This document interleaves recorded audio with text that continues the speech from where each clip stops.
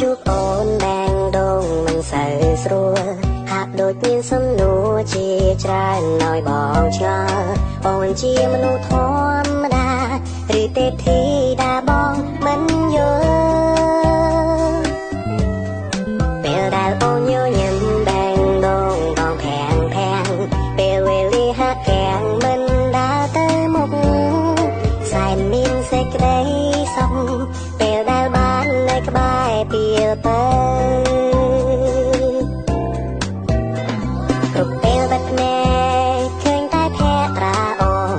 ឬក៏ស្ងួនមានអ្វីពិសេសអូនមានឈ្មោះថាលើនេះសុំនៅក្បែរបានទេសុំមើលថែស្រោចជីវិតឲ្យកក់ក្ដៅហើយដៃមកនេះស្គៀបបេះដូងមួយនេះគឺត្រូវការឆ្លងវិ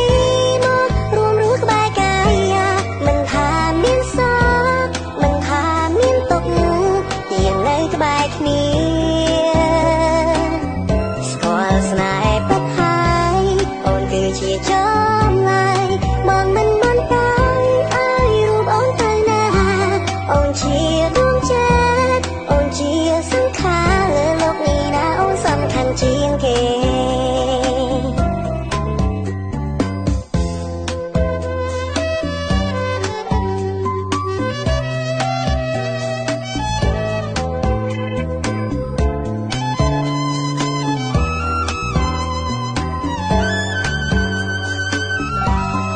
ពេលដែលអូននៅឆ្ងាយបែងដងបងខ្វាយខ្វល់ផ្ញើចិត្តនឹកតាមខ្យល់ទៅកាន់ជីវ៉ា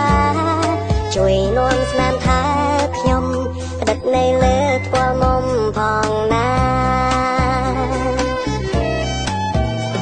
គ្រប់ពេលបិទភ្នែកឃើញតែភក្ត្រាអូនឬក៏ស្ងួនមានអ្វីពិសេសអូនមានឈ្មោះថាលើ